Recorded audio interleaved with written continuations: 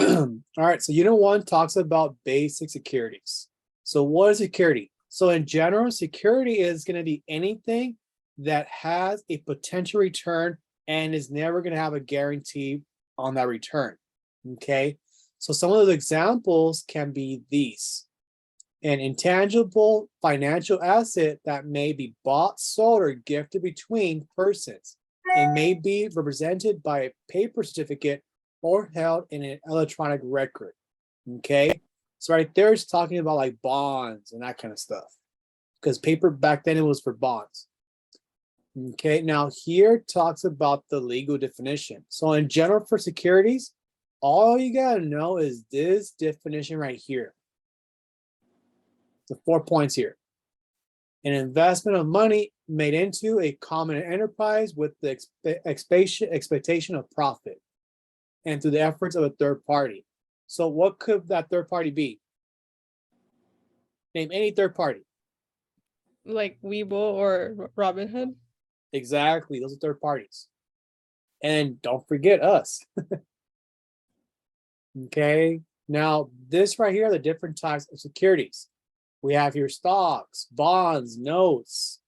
Debentures it's another word for a debt security. Options, mutual funds, jumbo CDs, depository receipts, units in an investment, variable life and variable annuities. Now, why are these considered an investment?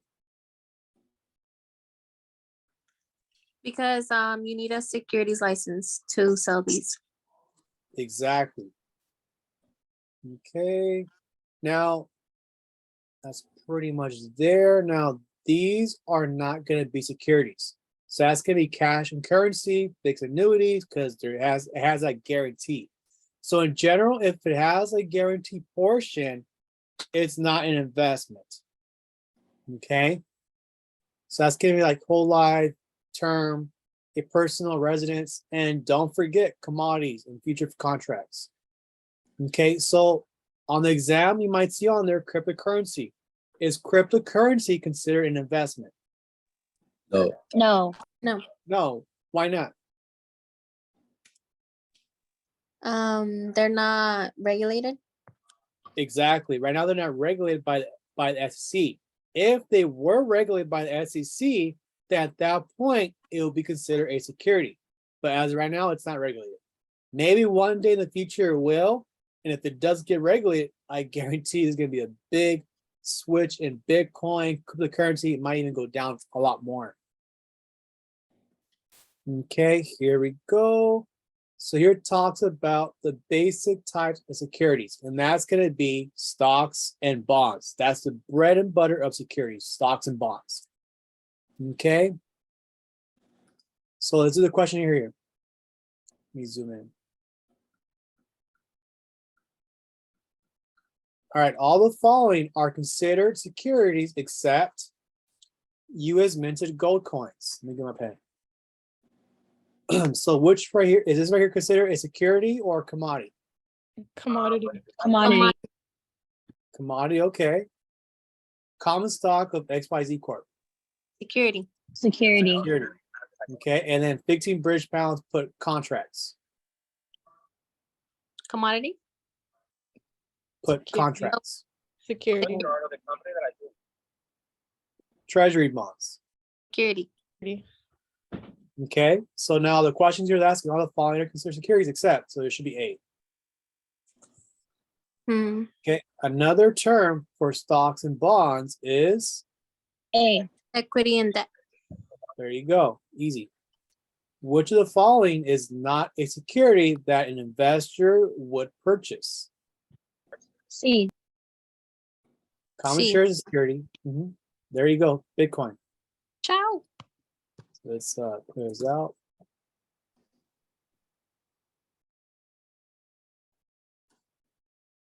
All right, so 1A, 2A, and then 3C.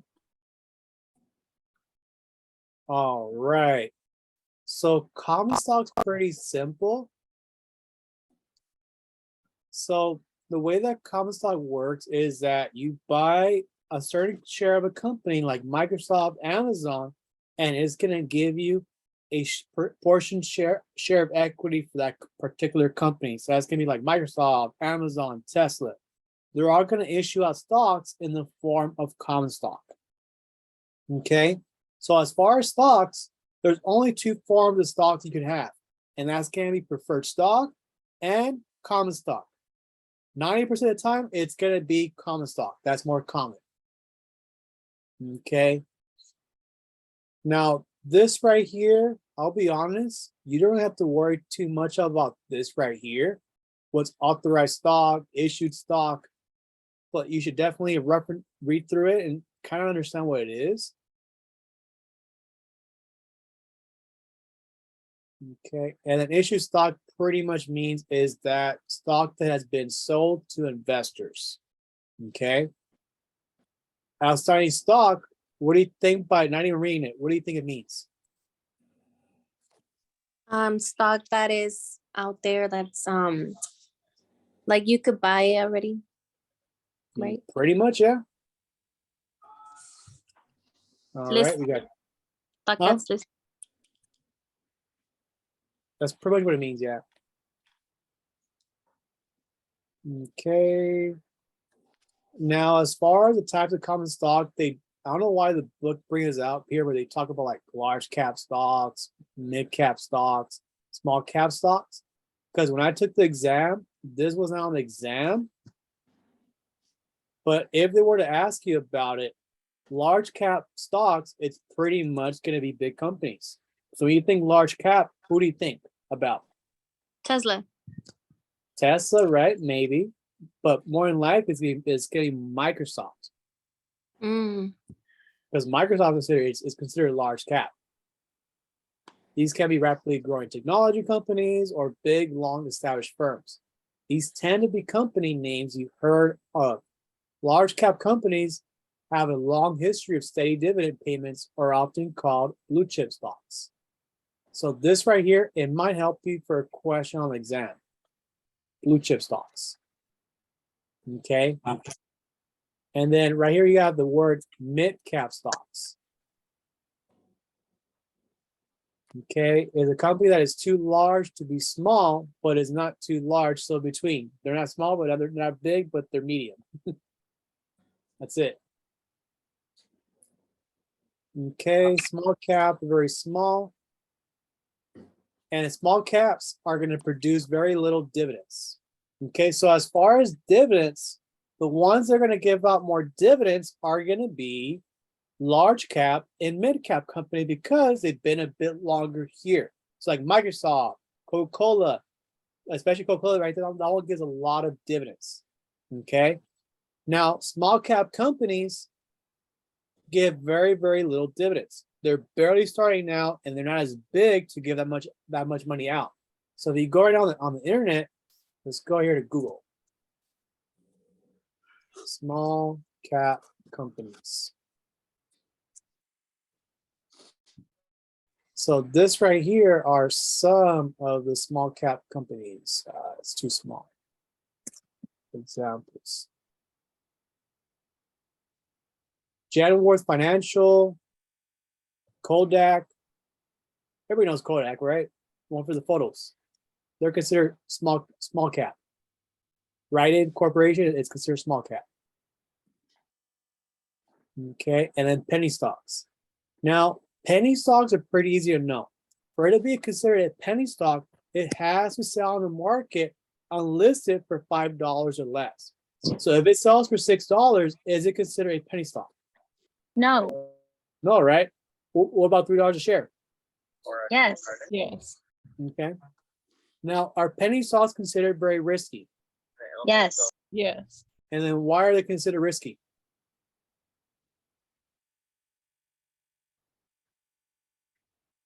What's the worst thing that can happen to a company? You can go Go- back. Exactly, bankrupt. And what happened this past month? It's a big energy drink company.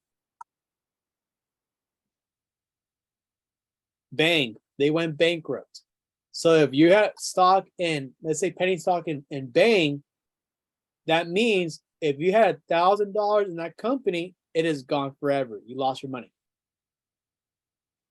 Because overall, if they go bankrupt, more than likely their shares for their company, it's gonna go significantly down. So if you go on, I haven't even looked at the price of Bang. I'm pretty sure it's on the stock market. Bang stock. So it went down. Is this the one for the energy drink? I think it is. Bang energy and part. Oh, never mind. It doesn't have stock. All right. So now anytime when you have penny stock, you have to provide additional disclosures to your clients because it involves more risk. What do you Okay. want? So it has to disclose, the broker-dealer has to disclose the name of the penny stock, the number of shares to be purchased, a current quotation, and the amount of commission that the firm and the representative received. Now, why do you think they have to provide these disclosures? Why?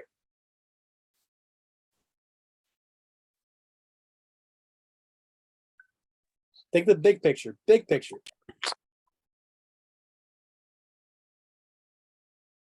What's a very popular movie that came out about like 3-4 years ago called The Wolf of Wall Street.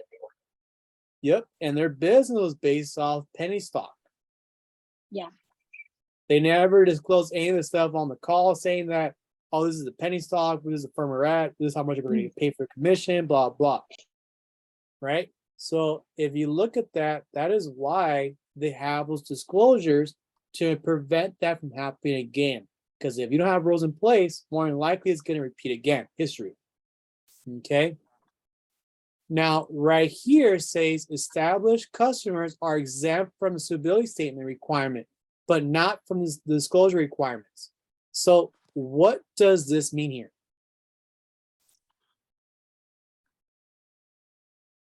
So customers who already had penny stocks or purchased penny stocks before?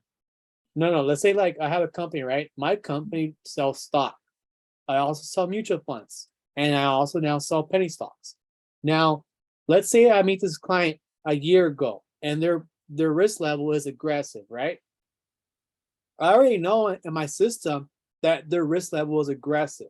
So penny stock is pretty aggressive, which means that their suitability for this product here is it's okay for them. It should be fine. That's what it means by suitability.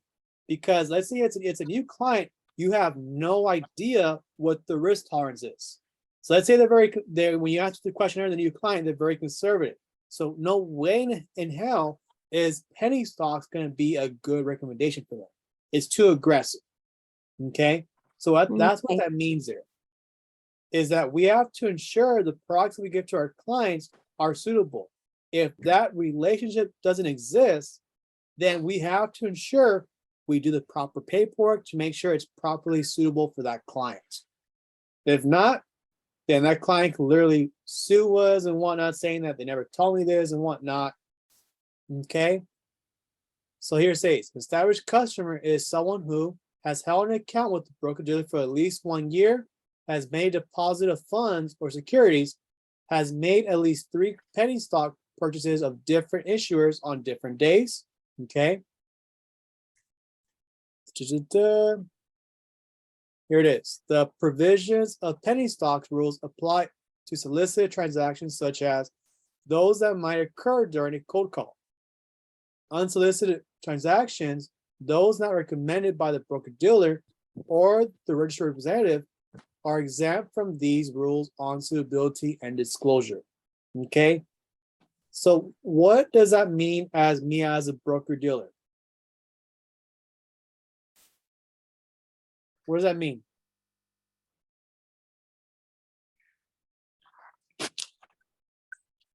Think about it this way. If they call me directly, that means it's unsolicited and that means less paperwork. But if I recommend that transaction, it's considered solicited, which means I gotta do more paperwork. So which one do you think I prefer? Solicited. Unsolicited. That's paperwork. Unsolicited, less paperwork. Wait, Oscar, I have a question. Okay, go for it. So as far as the cold calling goes, how would that work for you to avoid like the less paperwork with? Well, remember, You call the client, so automatically it's considered solicited. Okay, so pretty much like the client has to look for you. Yep, exactly. They call you direct and say, I want to buy 30 shares of Tesla, Okay. right? They call you, and that transaction is considered unsolicited. Okay, got it. Thank you. Okay, so here it talks about dividends from common stock. So the way that you want to think about dividends, it's very simple. Okay, this is the way I look at it. Look at the word here, divide. All this means here is that there is money. Okay, and that money is going to be profit. That profit is going to be divided to the shareholders. If there's 1 million shareholders, that money is going to be divided to all those different shareholders, and they're going to receive a cut of that money. That's all the word dividends mean, is that there's some kind of profit from the company, and they're going to give it back to the shareholders. Now, who is a shareholder anytime when you buy stock? Was the person that bought it. Exactly. So anybody that bought that stock, they're considered a shareholder. Okay, so if you have stock of Primerica, you're considered a shareholder. Okay. Now for dividends, there's 2 different types of dividends. There's cash and there's stock dividends. Okay, so if you think about the word cash, without me reading, I'm probably gonna think like, you know what? It probably means that it's gonna give me cash directly to my bank account. And I receive that money in my bank account as cash. Cash dividends are normally distributed by check if an investor holds a stock certificate, or they are automatically deposited to a brokerage account if the shares are held in street name. Okay, so that means here is that I'm going to get a check for those dividends. Okay, now stock dividends, if a company wishes to reinvest its profits for business purposes rather than pay cash dividends, its broker-dealer may declare a stock dividend. This is a typical of many growth companies that invest their cash resources in research and development. Under these circumstances, the company issues additional shares of its common stock as a dividend to its current shareholders instead of cash. The net result is that the shareholder now owns more shares after distribution, but the cost per share is adjusted downwards. So all this means here is that instead of giving us money for the cash into our bank account, it's going to get reinvested, that money, into that stock to buy more shares. That's all that means here. Does that make sense? Yeah. Sure. Yes. So if it's a stock dividend, like if it's paid out, would that mean if they do decide to go like on the stock dividend, does that mean that you own more of the company? No. So for cash dividend, that No, money no, goes stock. directly to your bank account. So if Mhm. you have 100 shares, you only have 100 shares. Yeah. So stock dividend, if they get, let's say that gives you a dividend of, let's say, $10. That Mhm. $10 is going to allow you to buy stock in that company. So now instead of having 100 shares, you're going to have, let's say, 100.10, whatever it is. Oh, okay. Okay. You're going to have 100.10 shares versus 100 shares if you would have had it right here. Because Okay. that $10 is going directly to your bank account. Okay, makes sense. Okay. And I'll give you a great example. Now, when it comes to us for retirement accounts, retirement accounts, we have here a stock dividend because it's automatically going to get reinvested to buy more stocks, more mutual funds. Okay, because they can't receive that income until age 59 and a half. So until then, it's going to get reinvested when they want to accept it. Then they can get it cash dividends. It goes into their bank account. That's it. Does that make sense? Okay, perfect. All right, that's all. So here's an example. Next.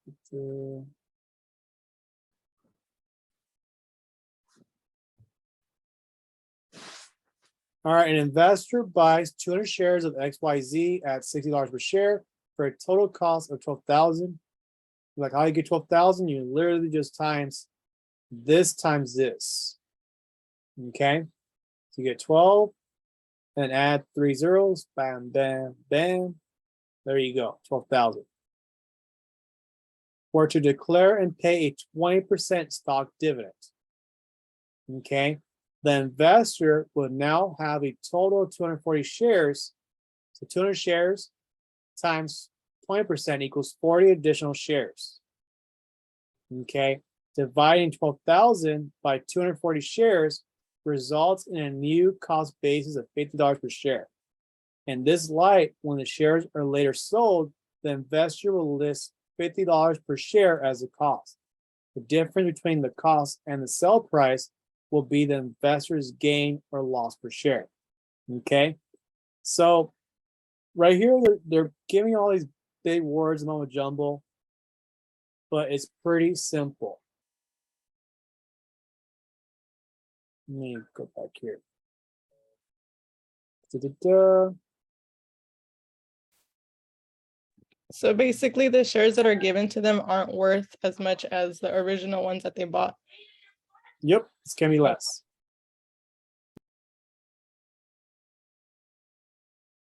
Yep, it's gonna be less because it went from 60 to $50 per share. So wouldn't it make this- sense to get cash dividends instead? Well, you can, but if you do cash dividends, that money goes directly into your bank account. So let's say you only have 100 shares of Coca-Cola, and 100 shares is only gonna be like, let's say $1 each month. At that point, you're better off just reinvesting because $1 each month for you just in your bank account, it's worthless, right? Not much, right? So you're better off just reinvesting it until it gets bigger and bigger throughout the years. Because that dividend can be a lot bigger later on. All right. We'll skip that section. And when it comes down to like section about like taxes, IRS, and that kind of stuff, you don't have to worry too much about taxes because end of the day, we're not tax advisors. So that they're not really going to quiz you on the laws about taxes and whatnot, but they will test you on the tax penalties on traditional IRAs, Roth IRAs, and that kind of stuff. And a basic understanding of like large cap, long-term versus short-term gains. Okay, so now here it talks about dividend disbursement dates. So pretty much the word dividend disbursement means is that it's the day when you get paid. You get money back into your bank account. That's the word that means. Okay. Now here are the 4 different terms. That's going to be declaration dates. So declaration day is pretty much when, let's say Microsoft decides, you know what, this quarter we're going to give out $1 million. All right, and the company goes to the board of directors and they're going to either say, you know what, we're not going to give $1 million, we're going to decline it. Okay, or they can say, we're going to approve it. If they approve it, then that money eventually goes to the shareholders who bought it in a certain time period. Okay, so now this right here is where these different words come to play. If you don't buy it by a certain time period, you will not receive those dividends. Okay, so here it is, X dividend date. On the basis of the dividend record date, FINRA or the exchange if the stock is listed on the exchange. The X date is 1 business day before the record date. Because most trades sell the regular way, 2 business days after the trade date, a consumer must purchase the stock 2 business days before the record date to qualify. This is the important thing here. To purchase before the record date to qualify for the dividend. So their goal here is to buy that stock 2 days before the record date. Okay. If the stock is purchased on or after the X date, the new owner has purchased the stock without the dividend and is therefore not entitled to receive it. Okay. So all it means here is if I don't buy it by the X dividend date, I am not going to receive the dividend for that quarter. Okay, the person who's going to receive it is going to be the old owner. But for the next quarter, they're going to receive that dividend. But this quarter, they're not going to receive it. Okay. But if we purchase it, let's say on this day for the next dividend date, we're going to receive that dividend. Now, record date.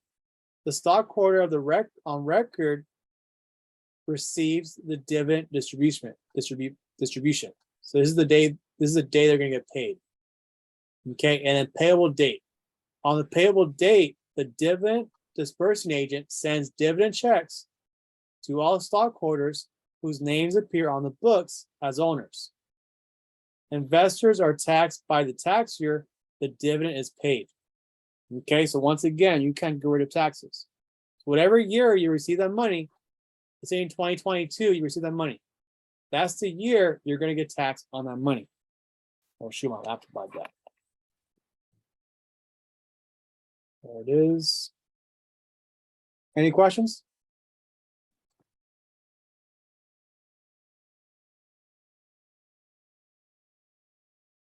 Any questions? You guys good? And here they give you like a little acronym. They give you here DIRP, which is declaration date, ex-dividend date, record date, payable date. That wasn't there when I took the exam. All right, so here it talks about the benefits of owning common stock. Okay. I'll be honest, when I took the exam, it didn't really ask too much about how many votes you get, X, Y, and Z. So I would briefly look over later on the book and just do some example problems. But overall, I wouldn't expect that to be on the exam.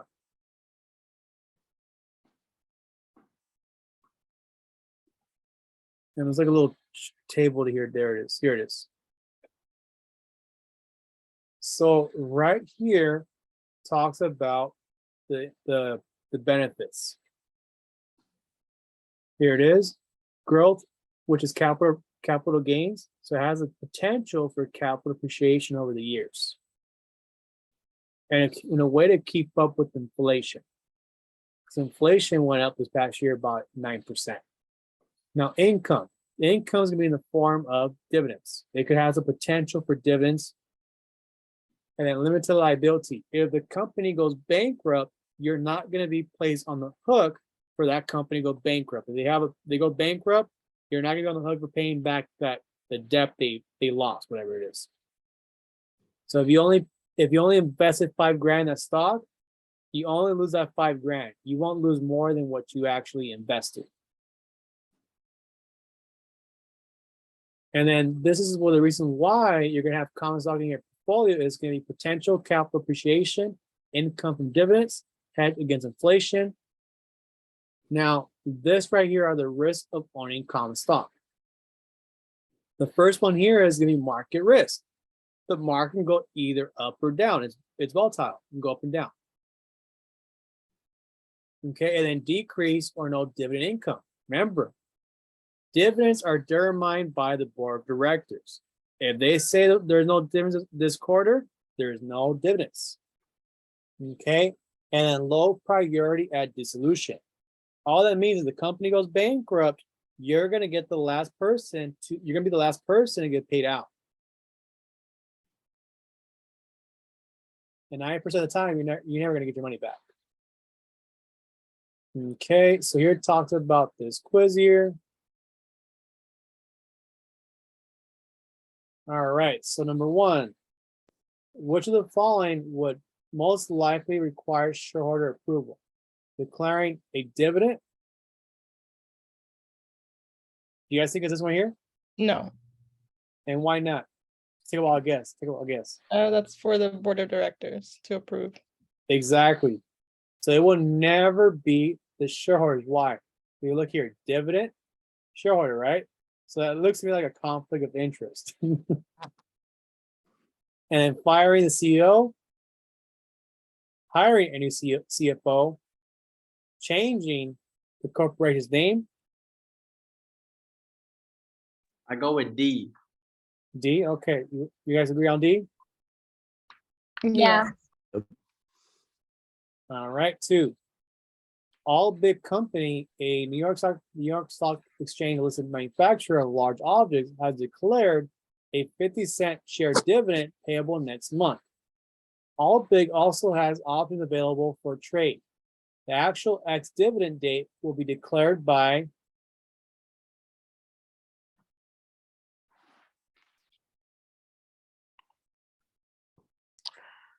B.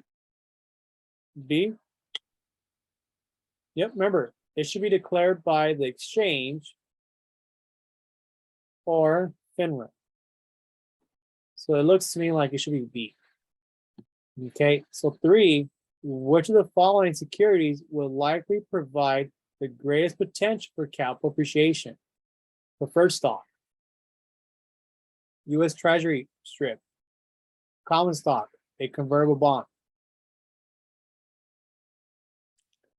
A. C. Which one? C.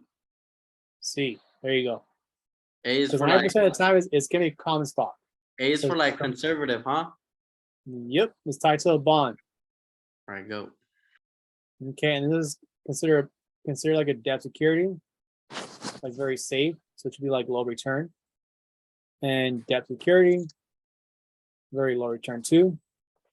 So it should be, yeah, let's go down here. So 1 is D. Yep, and then 2 is B. There you go. And then 3 is C, common stock. All right, so right here it talks about rights and warrants. Now, overall, rights and warrants is something that makes something more attractive for a buyer to actually buy it. Okay. Now, stock rights, preemptive.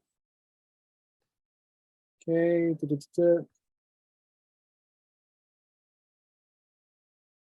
Here it is. To maintain their proportionate ownership shares in a company by buying newly issued shares before the company offers them to the general public. All right, so when you look at the word preemptive, all this means here is, let's say you have 100 shares, right? 100 shares of Microsoft. And then Microsoft wants to give out an additional 1,000 shares. Okay, before that happens to the general public, this person here that has the 100 shares, he's going to be able to buy additional shares to maintain his 100 share number. So if that number is 10, to make sure he has that number of shares, when they add more shares, he's going to buy more shares before it's released. Okay, so do you think they're gonna take this right, or they're just gonna not do it? The stockholder.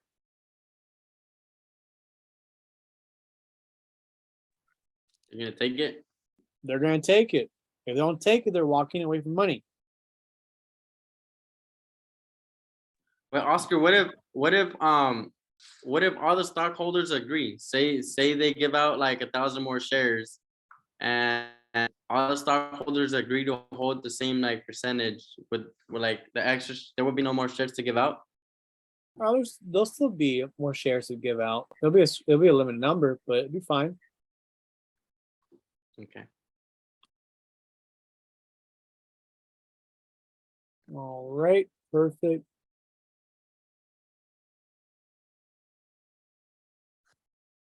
Here it is. Let me see right here. Did I skip anything here? Here it is. A rights offering allows a stockholder to purchase common stock below the current market price. The rights are valued separately from the stock and trade in the secondary market. During the subscription period, 30 to 40 days, existing shareholders receive 1 right per share owned. The number of rights required to purchase 1 share of the new issue depends on the number of outstanding shares and the number of new shares offered. So pretty much it allows them to buy it at a lower price. Okay.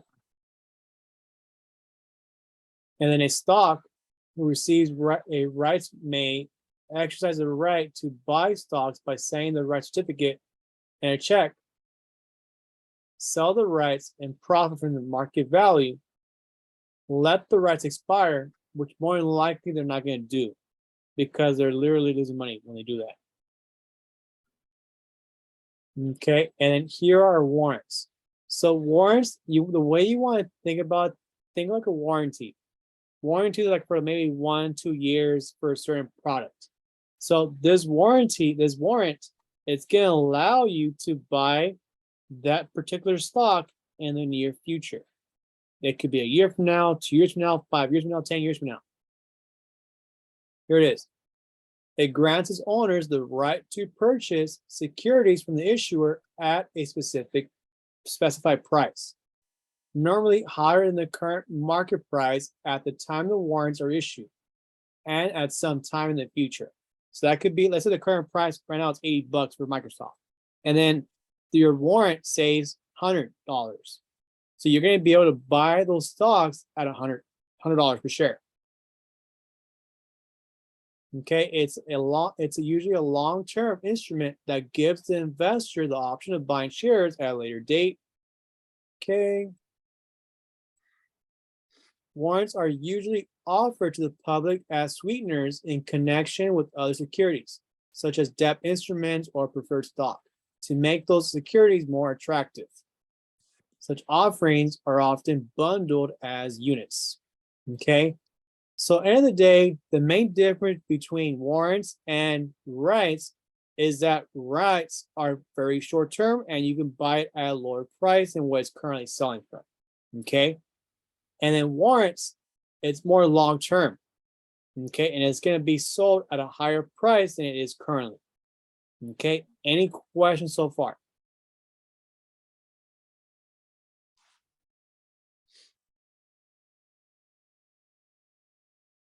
Any questions? No, not really. Let's keep going. All right, so here it talks about Rule 144, restricted stock and control stock. Now, at the end of the day, this part right here is something you're gonna have to review on your own. This is the one section of the book where it gets very, very confusing. You have to write down, you gotta memorize it and ensure you actually understand it very well. Okay, so Rule 144 applies to shares that are sold through a non-standard offering and are subject to resale restrictions for a classified as a controlled person. Okay, restricted stock are those required through some means other than a registered public's offering. So in other words, it's private.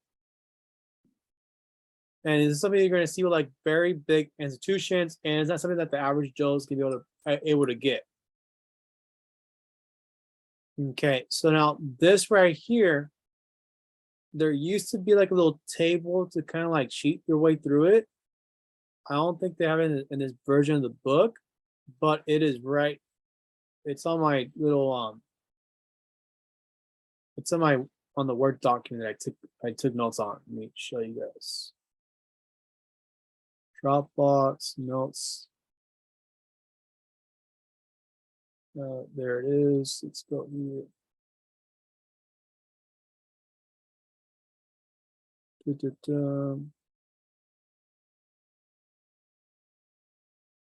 me skip.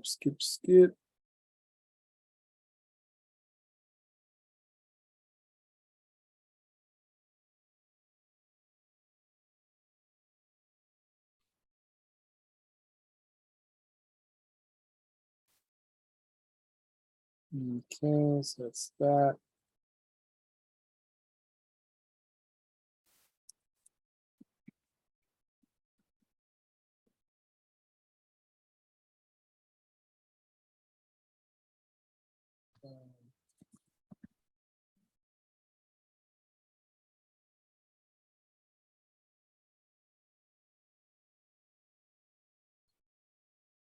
Yeah, so it was like a little table like this, where it had like Rule 44, restricted stock unregistered held by a non-affiliate person, This is the number one thing here that helped me for the exam. This little chart. So this chart is actually in my little Word document on the Dropbox link. It says notes 1 through 2. I only took notes like on sections, I think sections 1 and 2. That's it. I would say go over this section for Rule 144. It breaks it down a little more simpler compared to here in the book. Okay. Now here we have American Depository Receipts. So American Depository Receipts is gonna make trade easier for Americans. It helps them to avoid, let's say I want to buy stock in Japan, and I want to drag it to Japan, I'm gonna have to convert my dollar to the yen. So that's additional work for me to do it. If I have to do more additional work for me to buy that stock, more than likely I'm not gonna do it because it's more work that I have no time to do. So American Depository Receipts, it allows Americans to pretty much deposit money in there, and they can easily buy that stock of that particular company that they want to get into. Okay, so it avoids them from actually converting themselves the dollar to the yen or whatever it is for that currency they're trying to get. Okay.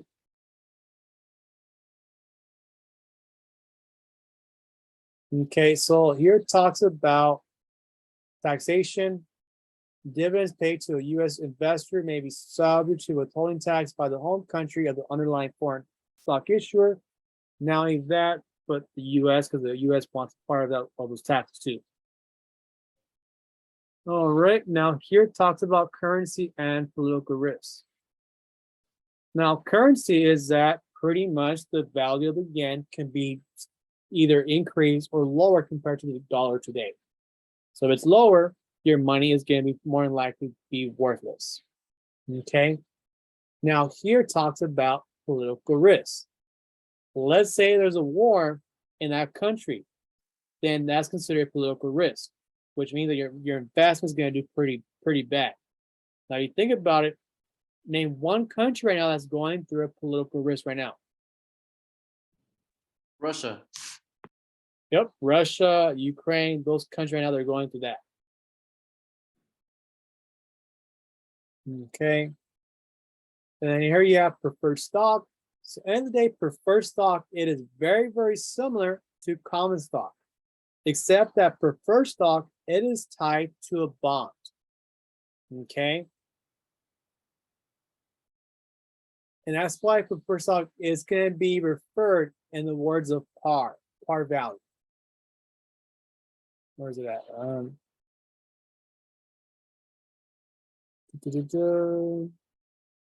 Here it is. Normally, a preferred stock is identified by its annual dividend payment stated as a percentage of its par value. Always assume preferred par value is 100 unless stated differently. Okay, so always assume this part here. Okay. Example. A preferred stock with a par value of $100 that pays $6 in annual dividends is known as a 6% preferred.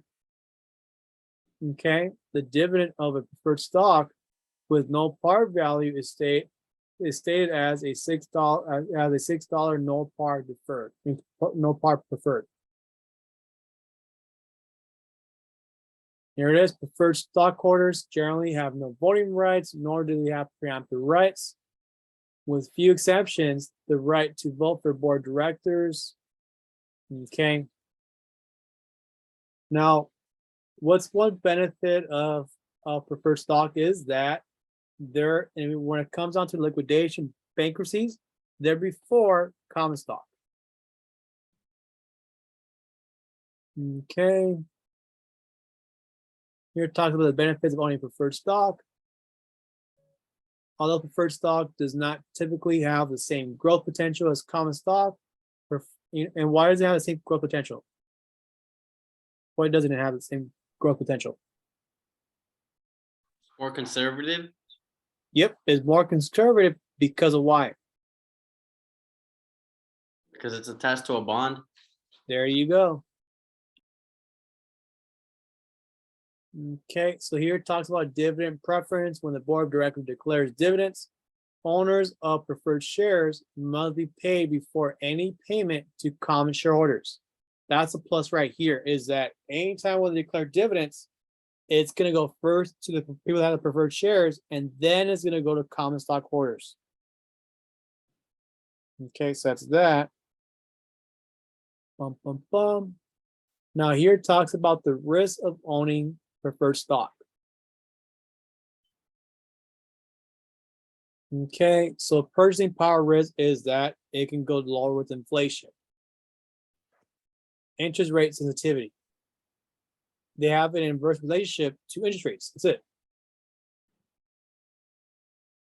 Decrease or no dividend income.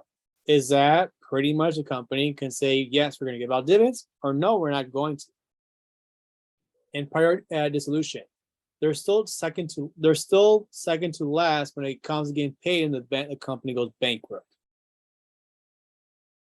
Now, this right here is why you can actually want to put preferred stock for a client's investment portfolio. Fixed income from dividends. Prior claim ahead of common stock. Convertible preferred stock. Okay, so this right here is going to be discussed later on in the book.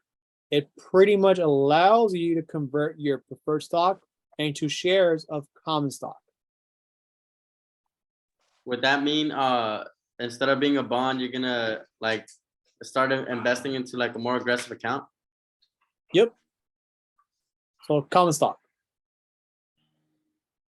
Okay, in doing so, the client will be incurring the following risks: possible loss of purchasing power and interest rate, money rate risk, business difficulties, bankruptcy. All right, now here it talks about the types of preferred stock. The first one here is going to be straight, non-accumulated. So straight means is that if they miss a dividend, you're not going to get it. You're only going to get the ones they give you. Now, cumulative means is that if they miss a dividend for that quarter, it's going to accrue on to the next quarter, until you receive that dividend. They're going to pretty much back pay you. Okay. Now, anytime where you see the word callable, anytime when you're going to the book, you want to look at it as a benefit that benefits the issuer. So the issuer is going to be the company. So it's a benefit that benefits the issuer. Okay. Now read that first paragraph. Okay, and let me know what you think it means.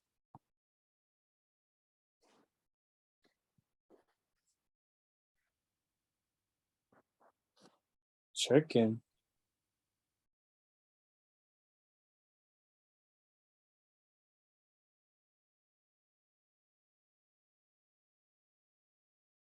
What? Why are they talking about bringing chicken? I don't even know. Oh well. But what does it mean? Callable preferred.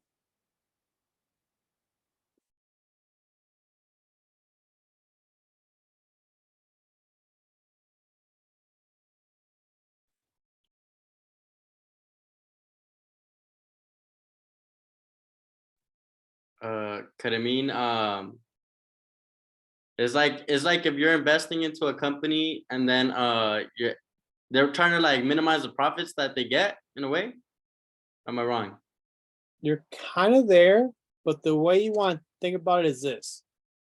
Let's say that I currently have a preferred stock and the company is currently giving me 6%. Okay. Now, interest rates, they went down, which means that now it went from 6% to, let's say, 4% for the company. The company said, you know what? I can give this person 4% instead of 6%. Okay? Because at the end of the day, they don't want to pay that much. They want to pay you as low as possible. So they're going to pretty much replace your 6% preferred stock to 4%, so they can pay less. So this benefit here, it benefits the issuer, the company. Scammers. Yep. And then convertible preferred. This one literally allows you to convert preferred stock to common stock. That's it.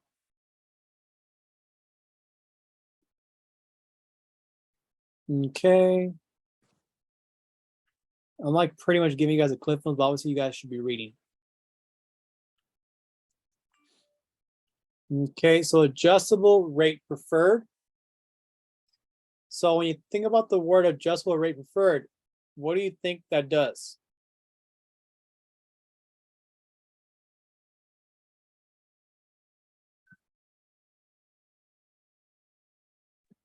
Well, it just moves, right? Yep, Matches inflation. there you go. The payment adjusts to current interest rates, the price of stock remains relatively stable. That's it. Now, this right here talks about participating preferred. So participating preferred, all this means here is that if there's additional profit, after first preferred stock gets paid, then common stock, then the leftovers are going to be going to participating preferred. Okay, so it gives them additional profit if there's anything left over from giving preferred stock and common stock. Does that make sense? Okay. Let's do a little quiz.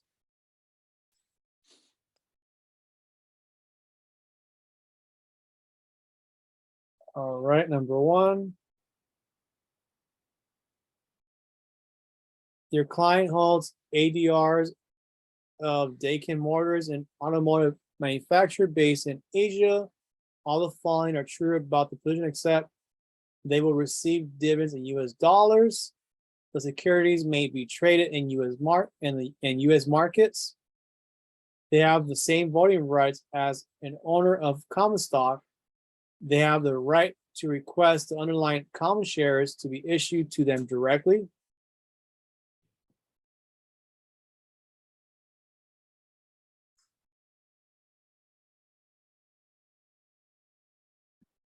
See? All right, cool. Let's see. And then two, for this election cycle, Big Truck Inc. has 3 open board seats. Big Truck operates under a cumulative voting system. This one you can just guess.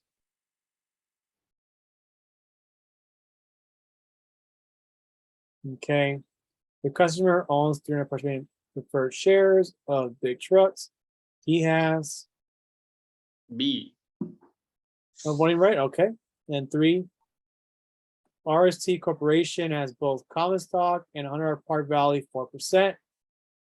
Non-accumulated preferred stock outstanding. The preferred, like the common stock, paid dividends on a quarterly basis. Because of financial difficulties, the company stopped paying dividends after 2011. After resolving its problem in 2015, the company resumed dividend payments in 2016.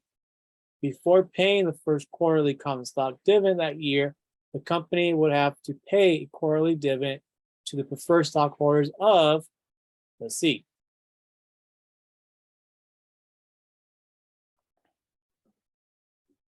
A, right? Because there's 4 quarters and every quarter is like 4%, so you get 111.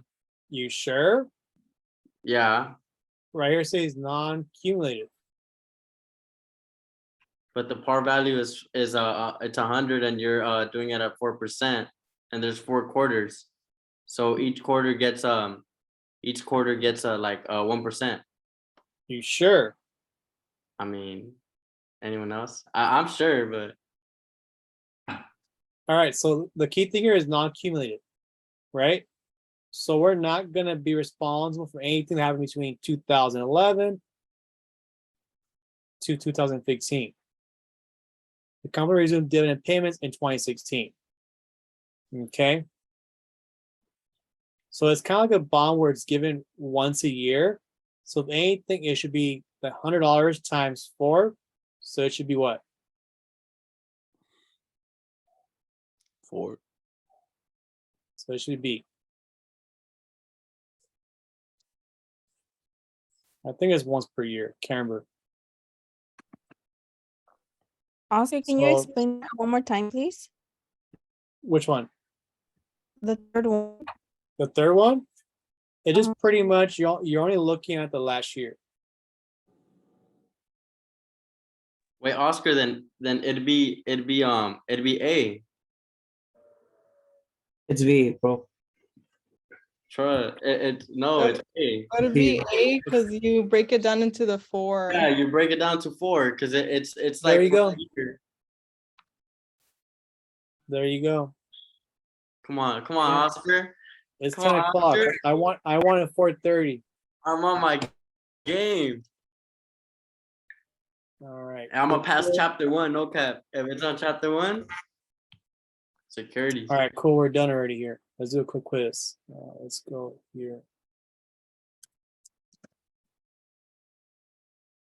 Boom, boom, boom.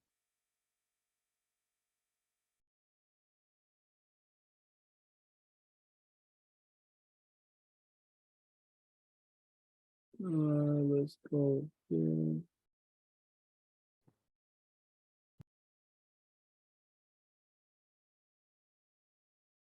It's Step 1. I hate the change. The change is more complicated to get there now.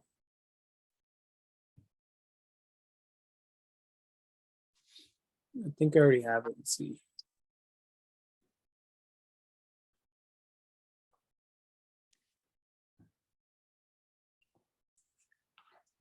Custom quiz. Unit 1.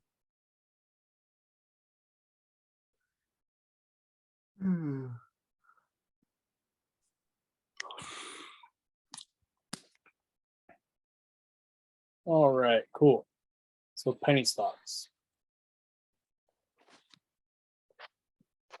So penny stock rules apply to both solicited and unsolicited. Specify that established customers of the firm need not a signed suitability statement. Mandate that an account holding penny stocks only need to be provided with a monthly statement. Require that prospects be given a copy of risk disclosure document before their initial penny stock transaction. Which one do you guys think it is? It's either C or D. C C. or D? Okay. I go with C. See, C. Apply to both solicited and unsolicited transactions, and then 4. Okay, that makes sense. Okay, then 2.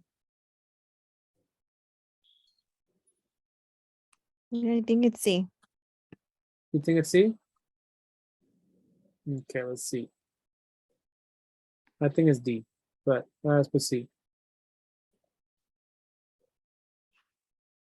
Okay, so it's gonna be D because if you look right here at penny stocks, it has different rules for solicited and unsolicited. Oh, never mind. It was only unsolicited. Yep. There's less rules for unsolicited. Okay, so let's I close out. failed.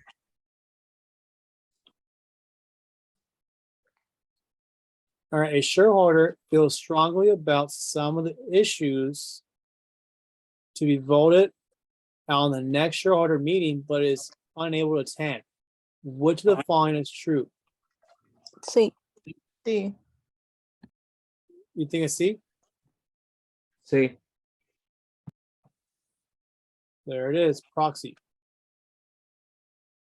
You're wondering what proxy is, it's gonna come later on in the book. I don't know why it's here on unit 1. All right, a convertible feature of the preferred shares allows the owner to exchange the shares C. for. That should be it. Yep, there it is, common stock. Under the provision of Rule 44, what percentage of outstanding stock may a control person sell every 90 days? C. 1%. Yep. Restricted securities may not be sold until they have been held fully paid for. 6 months. 6 months. There you go. A corporation that has issued accumulated preferred stock pays past and current preferred dividends before paying dividends. Is that correct? Yes. There it is. All corporations will issue. Common. C. Yep, because they're not obligated to offer preferred stock. The holder of which of the following securities are considered owners of the issuing corporation? 3 and 4. 3 and 4. D. Which one? D. D. 3 and 4? Yeah, number D. There it is. Because remember, these right here, they're considered debt securities. All right, the SEC regulates A. state level blue sky registration of securities, I don't know. I think it's C. the self-control, that it should be C. D. Yeah.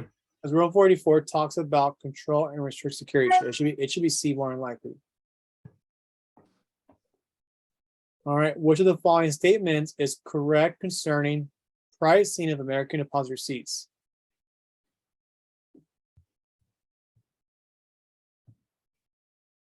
This one you just gotta know it. D. D as in dog? Uh, No, I don't think. Wait. No, I think No. it's D. never mind. If I had to guess, I'd probably say it's A. I thought it would be B. You think it's B? You think it's B as a boy? No, no. You get any second thoughts though?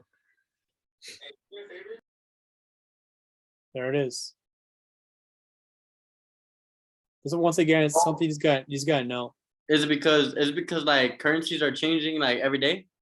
Yep. Like the peso, right? Yep. Preferred shares have.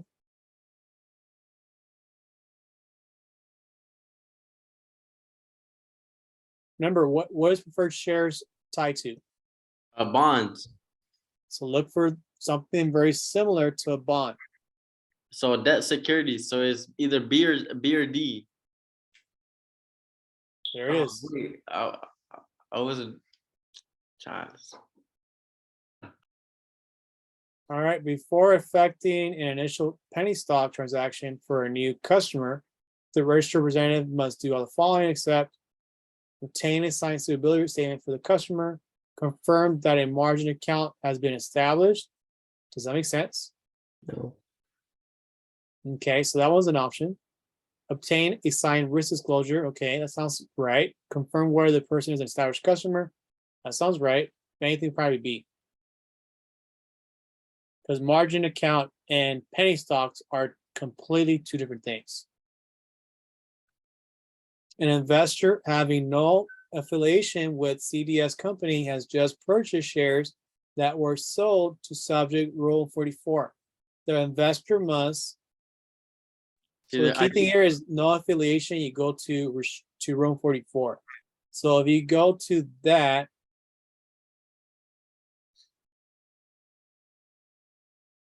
Here it is, restricted stock held by a non-affiliate, non-insider, 6 months hold, sell freely thereafter. So we're looking for something like that. D.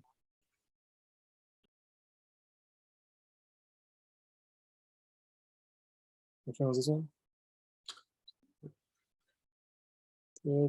Selling shares under Rule 44 effectively registers the shares. Oh, so they were already past the 6 months? Yeah. Okay. No, it goes like to this. So more than likely it was a control stock. Did you see the word here registered? No, but then it says that they were sold subject to Rule 144. So I meant Oh, the okay. the 6 months was already up. hmm And English. Oh, it's asking about this investor. Okay. All right, regarding transferability for common shares, which we find is true. Is A correct? No, All right, we're gonna rule that one out. B, no, nope, wrong, right? And then C, yes. so it should be C. That's the whole definition of free trade. Regarding the rights of common stockholders, which is defined as true except. Number A, No, all right, no. Stockholders have the right to receive audited financial statements annually. Is that correct?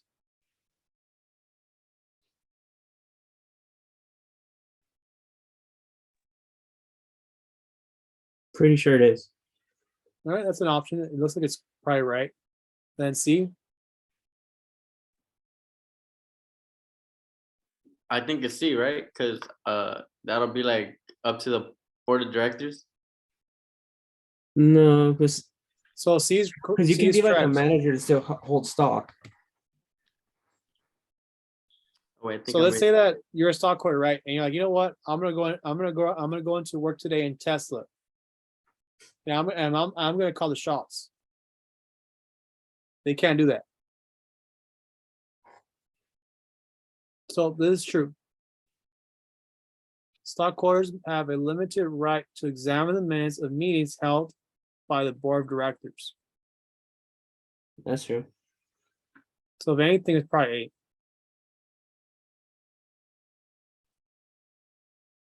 Let's see.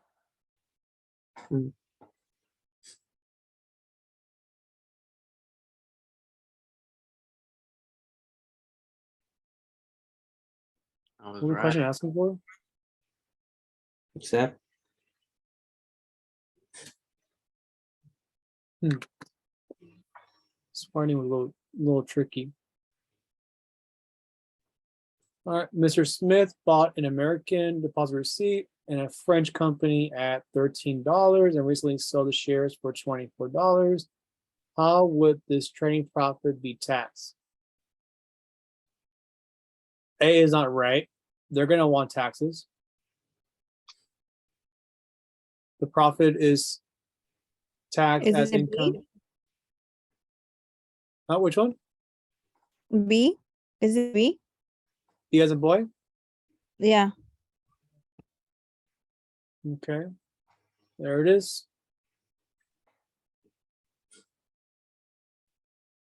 An example of a fixed income security would include all the following except common stock,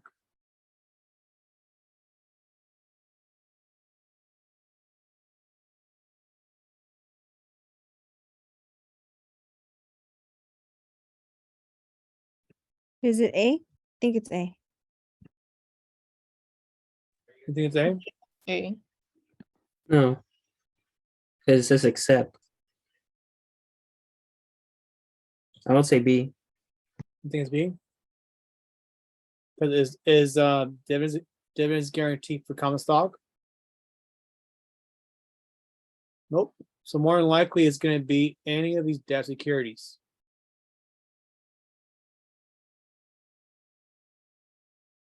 All right, a customer has held an account with a broker dealer for over a year.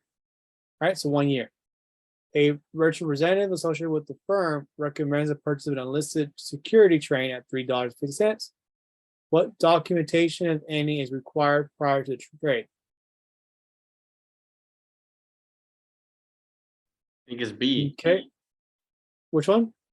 B. I wouldn't need a stability. I wouldn't need a suitability statement.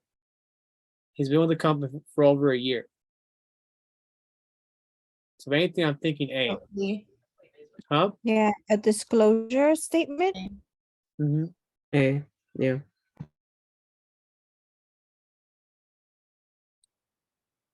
An investor needs to decide whether or not they would like to maintain the percentage of ownership in a company that has decided to increase the number of outstanding shares.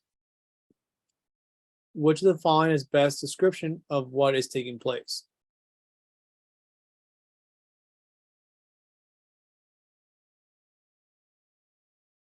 It's not gonna be, It's either C or D, right? Cause it's like the preemptive rights.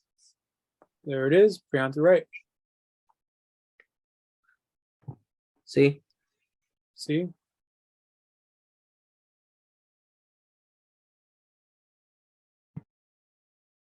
It's D.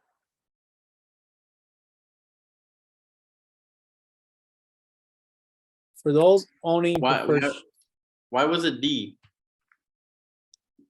because look, rights will be distributed to existing shareholders. They have only two options. Exercise a right or let them expire. So rights are going to be offered at a lower price compared to the market where it's right now. Mm, Okay, so this one is where it best suits it.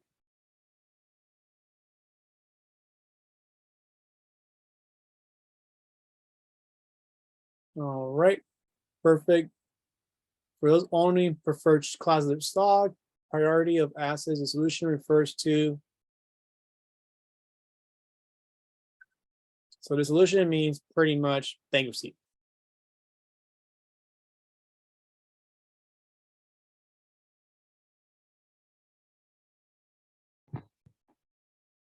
So B. B. There it is. Not bad. I passed. Yep. All right, so tomorrow go over unit 2. All right, thank you, Oscar. Appreciate All right. it. Thanks, Oscar. You guys have a good night. Oh, Oscar, one more thing before you go. You're putting this on YouTube? On your channel? Yep. It's gonna be unlisted, so I'm going to share on the group chat. Perfect. Thank you. No problem.